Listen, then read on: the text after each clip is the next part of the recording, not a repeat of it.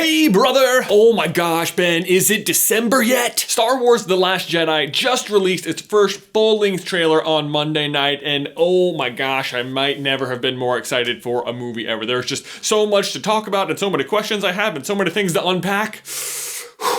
Let's get started.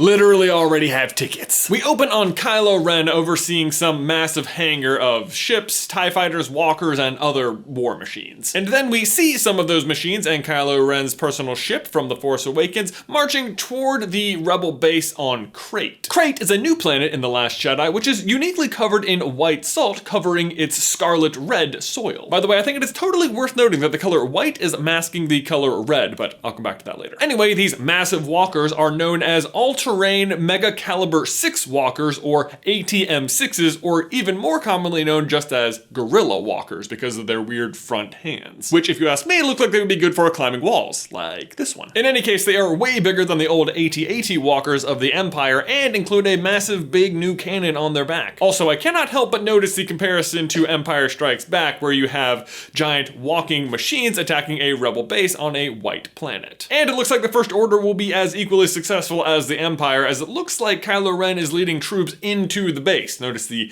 red dirt on the ground. Then we see him picking up a very shiny, new looking lightsaber from an extremely red room, complete with Supreme Leader Snoke's red-clad Praetorian guards. But what's really important about this opening scene is the voiceover from Snoke, who says, "When I found you, I saw raw, untamed power, and beyond that, something truly special." As he finishes talking, the trailer then cuts to Rey wielding a lightsaber, leaving us all with the question, who was he talking to? Kylo Ren or Rey? A question the trailer will continuously revisit. In the next sequence, we see Rey going through some training with Luke, who apparently agrees to train her out of the gate, although it looks like he abandons us later. And then we see Rey walking towards some foggy towers, trees, and then examining some books inside. Then she nearly beheads a rock with extreme precision, but apparently opts to instead break it with her mind and scares Luke in the process. Rey's voiceover during all this is a little less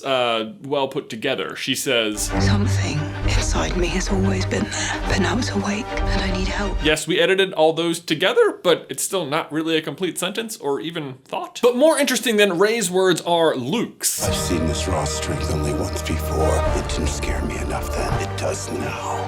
Now, if you want to believe the editing, which shows Luke's hand emerging from rubble and him watching a temple burn, then you'd be led to believe he's definitely talking about Kylo Ren. So it's possible that super early in the trailer, both Luke and Snoke would have made reference to the unbelievable raw power of Ren. But I think it would make more sense for Snoke to have been talking about Rey. That way you have both the big good and the big bad acknowledging the extreme power of the other's pupil. But then why would Snoke say, "found you"? Did he find Rey? Is he the one who left her on Jakku? But that's all, of course, if you think Luke is talking about Kylo Ren. He could also be talking about Vader, who in Empire Strikes Back, Yoda warns him he'll be afraid of. You will be.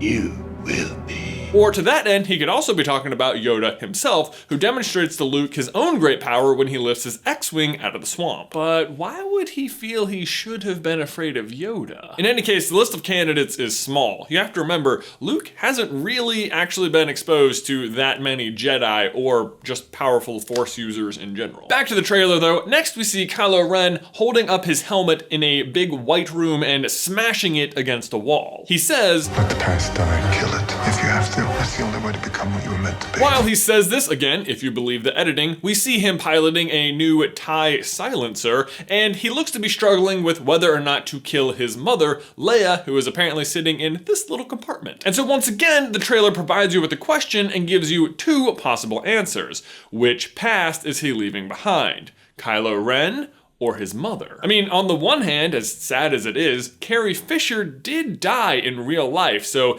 it might make sense for them to just kill off Leia, although it hasn't stopped them from using her likeness before. But on the other hand, why smash the helmet? We heard him complaining about the pull of the light side of the Force in The Force Awakens. Could killing his father been the final push he needed to take a step away from Snoke and the First Order? And maybe the decision not to kill his mother will be what ends up bringing him towards the light. Maybe he decides not to kill her and then she dies anyway. Up next, we see the Millennium Falcon being piloted through a cave on Crate, and what's particularly interesting here is that you get to see Chewie, but not who is actually piloting. The scene also makes me feel a little bit better about the Porgs, which I was kind of nervous about, but they are just so adorable. Or should I say, aporgable. Yes, terrible play on words, but true. The next important VO is from Poe, who says, "We are the spark that will light the fire that will burn the First Order down." Poe, how can you not think the fire is lit yet? Did you not see the first movie? Aren't you living the Star Wars? Don't you personally remember blowing up Starkiller Base? How much more of a fire do you need, man? Poe aside, we also see Finn disguised as a First Order officer fighting Captain Phasma. Seriously, whose idea was it to send Finn in? They know what he looks like. Also, if you're wondering, how did Phasma escape Starkiller Base? It's not actually that exciting of a story. Basically, one of the X-Wings blew a hole in the trash compactor and she just walked out and flew off the planet. It does look like Finn and Phasma are fighting in front of that same hangar Kylo was observing earlier though, so even though I'm positive Finn is going to lose this fight because Finn always loses, it at least looks like maybe the Resistance is going to destroy this ship, so good for them. Back to Luke, we hear him say, "This isn't going to go the way you think." But again, we don't get to see who he's talking to. If it's Rey, it sounds like he's dismissing her. If it's Leia, it sounds like he's warning her. If it's Kylo Ren or Snoke, it sounds like it's a threat. Yeah, it's hard to say who he's talking to, but you do see Rey soaking wet later, and it is raining when he says that, so I think they want you to think it's Rey. But then part of me feels like this line is in the trailer specifically to troll all of us watching it. Like, yeah, go ahead, analyze this trailer all you want. You're wrong. Finally, we then cut to maybe the most exciting new reveal of the whole trailer, a live look at Snoke, who says, "Fulfill your destiny," and then we immediately cut to him torturing Rey. Again, the editing makes you want to think he's talking to Rey, trying to seduce her to the dark side, but it's hard to tell. He could also be talking to Kylo Ren, trying to convince him to go one step further into the dark. He could even be talking to Luke. Those are the actual same words the Emperor says to him at the end of Return of the Jedi. Fulfill your destiny. After all, it has been pretty heavily hinted that Luke will be playing both sides, or at least that he thinks It's time for the Jedi to end. And remember what Yoda told him. If you end your training now, if you choose the quick and easy path as Vader did, you will become an agent of evil. A prediction we may finally see coming true, because Luke did decide to end his training then. And lastly, we see Rey saying, I need someone to show me my place in all this. and if you believe the editing, Kylo extending his hand to her. I personally don't think this is the same scene. Kylo doesn't have that cool metal work on his face. There's no embers behind Rey. The backgrounds just don't look similar enough. Even though I don't think it's the same scene though, I do think they're going to end up working together. And here's why. Because the overarching theme of this trailer is you don't know who or what you can trust. Each character's dialogue in this trailer presents you with a fork in the road. Who they are talking to often changes the meaning of what they're saying and causes you to question over and over the morality of the three key characters, Rey, Kylo Ren, and Luke. Which brings me back to the color red, which is used overwhelmingly in this trailer and in a lot of the imagery we've seen in all of the marketing for The Last Jedi. It is the second movie of a trilogy, so you'd expect it to be the one where the bad guys are the most successful. And in Star Wars, red is always the color of the bad guys. Exhibit A. These are red. Red equals bad guys. And yet, take a look at this promotional gate being displayed at IMAX theaters. First, Luke is on both sides, but two, look what color the good guys are cast in. Red. I don't think this is any accident. I think it's suggesting that, as good as they seem, there's corruption just beneath the surface. Take a look at their base again. It looks all nice and proper and white, right? But as soon as you kick up even a little bit of that salt, what's beneath it?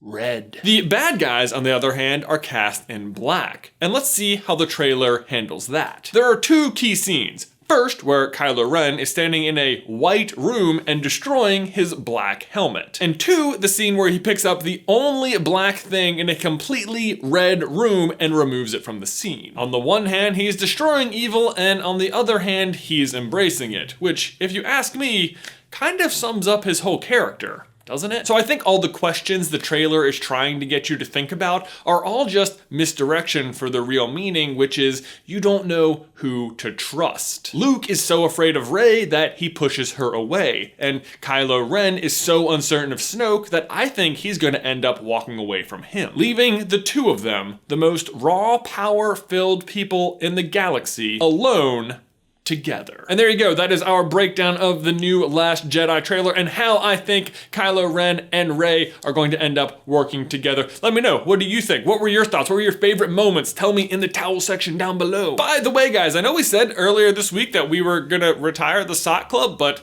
that was stupid. We realized that, hey, we have a whole nother day of the week on Thursday where we could just do Sight Club. So great news, Sock Club sticking around on Tuesdays. And if you want to be featured in the Super Carlin Sight Club, just make sure you post something with Super Carlin Brother anything on you and we'll feature you there. But guys, thanks for watching as always. Please remember to like this video if you haven't already and subscribe so you don't miss any future Star Wars action from us. If you want to see the lightsaber colors explained, you can check out this video right here. Or if you want to see our top 7 unanswered questions from The Force Awakens, you can check out this video right here. But Ben, that's all I've got for you today, man. I will see you in another life, brother.